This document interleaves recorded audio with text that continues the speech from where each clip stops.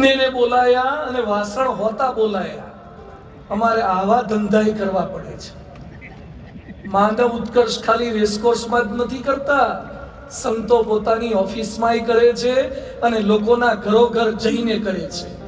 બાપ બેટા વચ્ચે ઝઘડો થયો, મારું નામ કાઢી નાખ્યું, વાસણ લાયા મારી પાસે ઓફિસમાં, નામ હતું એનું પટેલ રમેશભાઈ ગોવિંદભાઈ.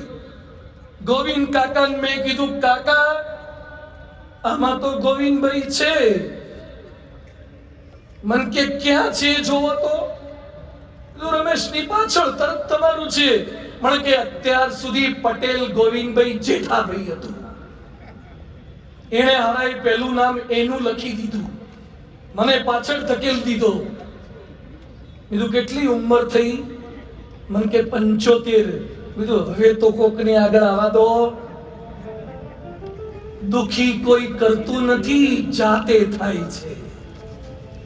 કોઈને આગળ ના વાદે એ ક્યારે મોજમાં રહે જ નહીં.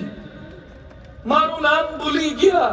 અમારે મોટે ભાગે આવા કાર્યક્રમો કરીએ ને, એમાં સૌથી વધારે ટેન્શન છે ને કોઈનું નામ ન રહી જાય ને એનું જ હોય છે.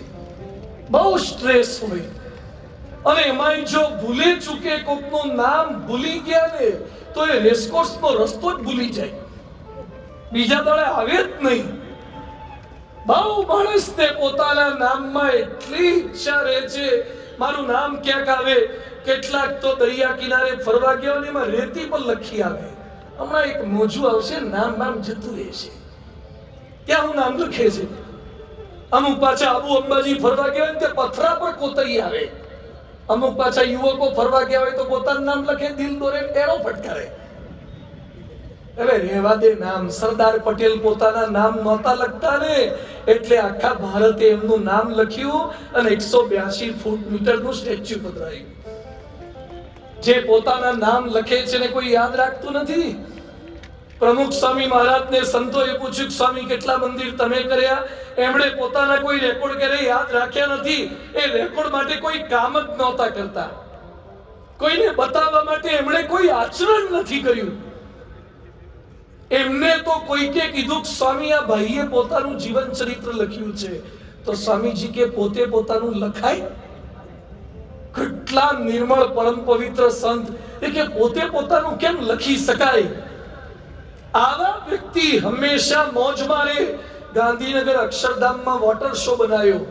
એક લેખકે લેખ લખ્યો, વોટર શો પર લેખ લખ્યો. આખા લેખમાં સરસ વાતો લખી, પણ પ્રમુખ સ્વામીનું નામ નહોતું. જેણે વોટર શો કર્યો એનું જ નામ નહીં. પછી લેખકને અનુસંધાન થયું એટલે એમણે પ્રમુખ સ્વામી મહારાજને ફોન કર્યો કે સ્વામીજી માફ કરજો, મેં લેખ લખ્યો પણ આપનું જ નામ લખવાનું રહી ગયું. આપણે હોઈએ શું કહીએ? ધ્યાન રાખજો અથવા ફરીથી લખી નાખજો. આટલું ભૂલી જવાય. મુખ્ય મારા લીધે તો વોટર શો થયો અને મારું નામ ભૂલી ગયા. પ્રમુખ સ્વામી મહારાજ કે એમાં શું ભૂલ થઈ ગઈ? આપણે વોટર શો ની વાત લખવી હતી, એ તો આવી ગઈ ને. કોણે કર્યું એ ક્યાં અગત્યનું છે? અરે જે ભગવાન વરસાદ વરસાવે છે એ વાદળા પર પોતાનું નામ નથી લખતો, અને એક માણસ પાણી પીવડાવે ને તો ટાંકી પર પોતાનું નામ લખે. કેટલાક તો એક પંખો ભેટમાં આપ્યો હોય ને તો 3 પાંખિયા પર લખે, પરમ ભક્તદાસ કાફીરાજ નાથાલાલ તરફથી સપ્રેમ ભેટ. જાણે એના બાપુજીનો વાયદો ન ખાતા હોય આપણે. નામની મોહના, નામનો મોહ જે દિવસે છૂટી જશે એ દિવસે ક્યારે તમને એમ નહીં લાગે કે હું રહી ગયો, મારું નામ રહી ગયું, મને યાદ ના કર્યા, મને ભૂલી ગયા. મારો ફોટો પડાવવામાં બધાય ગ્રુપ ફોટો પાડ્યો, એમાં હું આવ્યો નહીં. આ સત્સંગ અને ભારતીય સંસ્કૃતિ તો આપણને એ શીખવાડે છે કે આપણે આત્મા છીએ, નામ તો દેહના છે, નામ માત્ર જતા રહેવાના. અહીંયા તો કેટલાક લોકો દાન આપે તો એ શું કહે છે? રામ ભરોસે લખો. નામની વિચાર નહીં, નામનાનો વિચાર નહીં.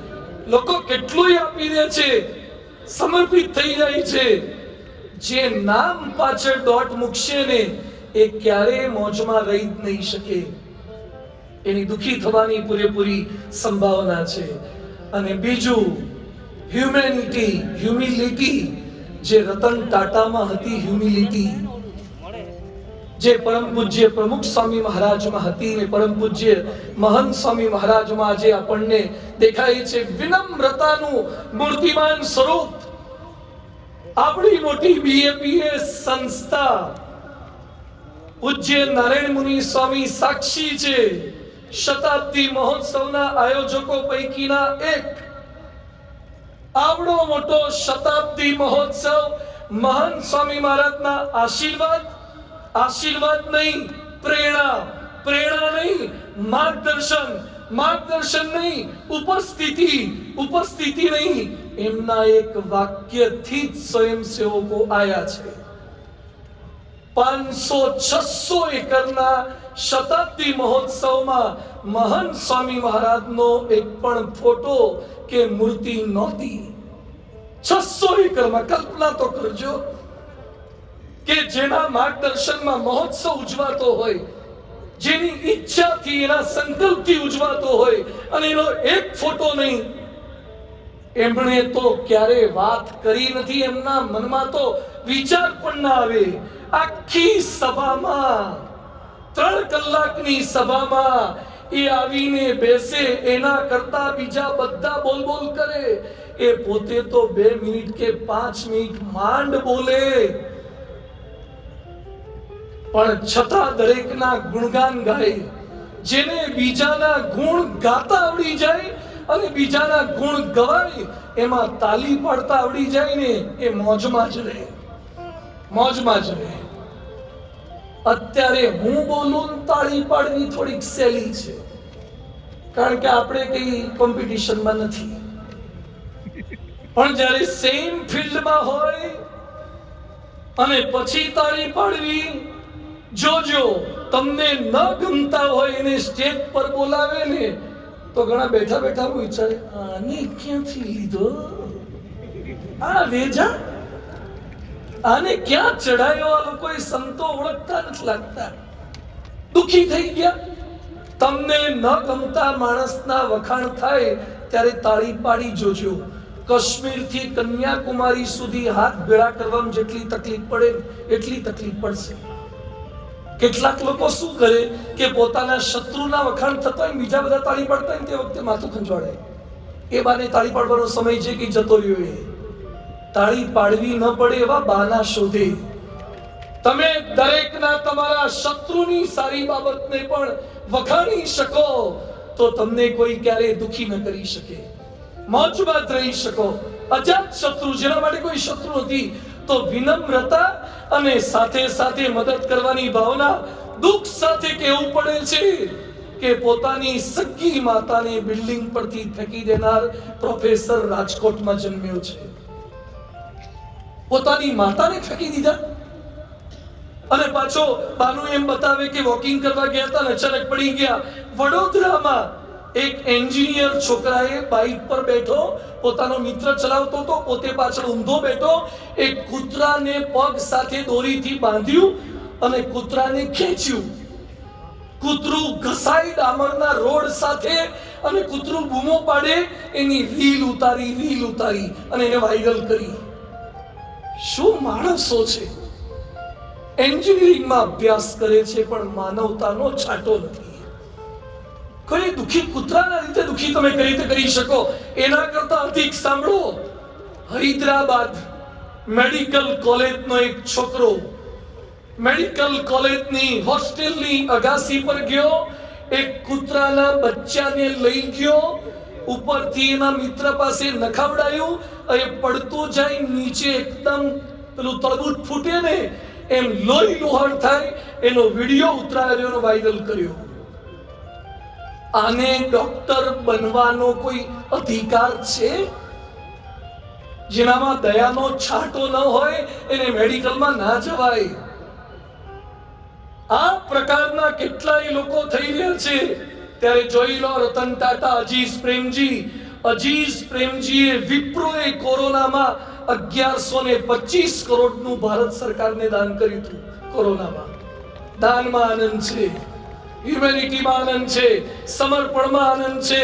સાઈના નેહવાલ લંડન ઓલિમ્પિક જીતી એના જન્મ દિવસે 6 લાખ રૂપિયા એને મળ્યા હતા. એમાંથી 50,000 એને એન્કાઉન્ટરમાં, સુકમા એન્કાઉન્ટરમાં શહીદ થયેલા આપણા સૈનિકોના પરિવારજનોને 50,000 મોકલાયા અને જન્મદિવસની ઉજવણી કરી. જન્મદિવસની ઉજવણી ખાલી કેક ખાઈને ના કરો, કોકને ખવડાવીને કરો. કેટલાક તો આવતીકાલ જન્મદિવસ હોય ને આગલા દિવસથી આપણને કેક કઈ લાવવું એટલે લઈ રાખજો. અમુક તો હારા લેવા જ જન્મ્યા હોય છે. જન્મદિવસ આવે છે મારો, પાર્ટી આપજો. કઈ આપશો કે નહીં? તમારો જન્મદિવસ એટલે તમે સારું ખાઓ એ જન્મદિવસ નથી. જેને જિંદગીમાં ક્યારે કેક નથી ખાધી એને કેક કે મિષ્ટાન ખવડાવો એ જન્મદિવસ છે. તો મોજમાં રહેવાય. ખાવાની મજા તો છે પણ ખવડાવવાની મજા છે.